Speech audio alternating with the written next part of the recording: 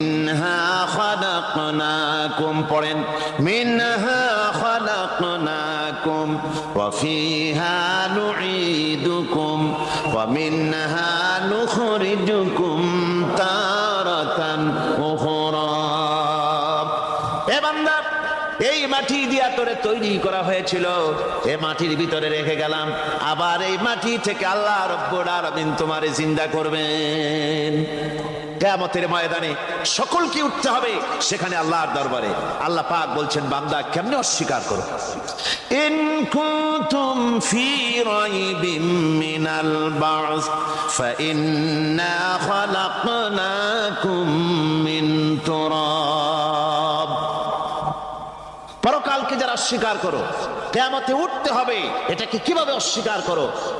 চিন্তা করে দেখো, তুমি নিষ্প্রাণ মাটি ছিলে, সেই মাটি দিয়েই আমি তোমাকে তৈরি করেছি। আবার আল্লাহ পাক মানুষকে আরো বুঝান, কিয়ামত আছে, পরকাল হবে, আল্লাহর দরবারে উঠতে হবে। আলাম ইয়াকুনু ফাতাম মিন মানিজ্জিয়ুমনা, তুমি কি মাতৃগর্ভে নিক্ষিপ্ত এক ফোঁটা পানি ছিলে না? সুম্মা কানা আলাকাতান ফাখালাকা ফাসাওয়া, এরপরে তোমাকে মাংসপিণ্ডে, জমাট রক্তে মাংসপিণ্ডে পরিণত করা হলো, এরপরে তোমাকে সুন্দর করে তোমাকে সুগঠিত করা হলো। ফাজআলা মিনহু যাওজাইনি যাকারা ওয়াল উনসা, এরপরে মাতৃগর্ভের ভিতরে আমি এটাকে পুরুষ বানালাম, কন্যা সন্তান অথবা পুত্র সন্তানে পরিণত করলাম। এইটা যে পেরেছে, যিনি পেরেছেন, আলাইসা যালিকা বিকাদিরিন আলা আইয়ুহিয়াল মাউতা, সে আল্লাহর পক্ষে কি সম্ভব নয় যে তোমার মৃত্যুর পরে তিনি আবার জিন্দা করতে পারবেন? কি বলবেন, কি বলেন, সম্ভব না? তিনি পারবেন না? নিশ্চয়ই তিনি আবার কিয়ামতের মাঠে আমাদেরকে হাজির করতে পারবেন, এতে কোনো সন্দেহ নাই। আল্লাহ পাক সেই জন্য এখানে বলতেছেন যে ওরা বাল কাযযাবু বিসসাম, ওরা আসলেই পরে কালকে অস্বীকার করেছে। আপনি যে নবী, এতে কোনো সন্দেহ নাই। আপনি খানা খান, আপনি বাজারে যান, এটাই মূল আপত্তির বিষয় না। মূল কথা হলো তারা পরকালকে অস্বীকার করেছে।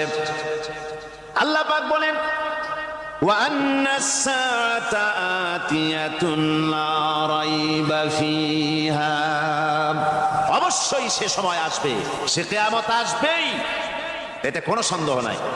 ওয়া আন্নাল্লাহা ইয়াবআসু মান ফিল কুবুর, আর আল্লাহ পাক তিনি কবরের মধ্যে অন্তর্হিত যা কিছু আছে সবাইকে কিয়ামতের দিন আল্লাহ পাক ময়দানে উঠাবেন। কিয়ামতে আল্লাহর দরবারে সকলকে হাজির হতে হবে।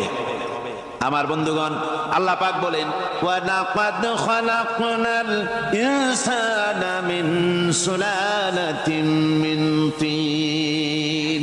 লক্ষ্য করো, তুমি ছিলে মাটির নির্যাস থেকে, তোমাকে তৈরি করা হয়েছে। শুধু মাটির নির্যাস থেকে তোমাকে কোনো মডেল ছাড়া, কোনো ধরনের আদর্শ ছাড়া, কোনো ধরনের নমুনা ছাড়া তোমাকে সৃষ্টি করা হবে। সুম্মা জাআলনাহু নুতফাতান ফি ক্বারারিম মাকিন, এরপরে মাতৃগর্ভের একটা অত্যন্ত সুরক্ষিত জায়গায় তোমাকে সংরক্ষণ করা হয়েছিল। সুম্মা খালাকনান নুতফাতা আলাকাতান ফাখালাকনাল আলাকাতা মুদগা, রক্তপিণ্ডকে, নাপাক পানিকে জমাট রক্ত করেছি, জমাট রক্তকে আমি আবার গোশত পিণ্ডে পরিণত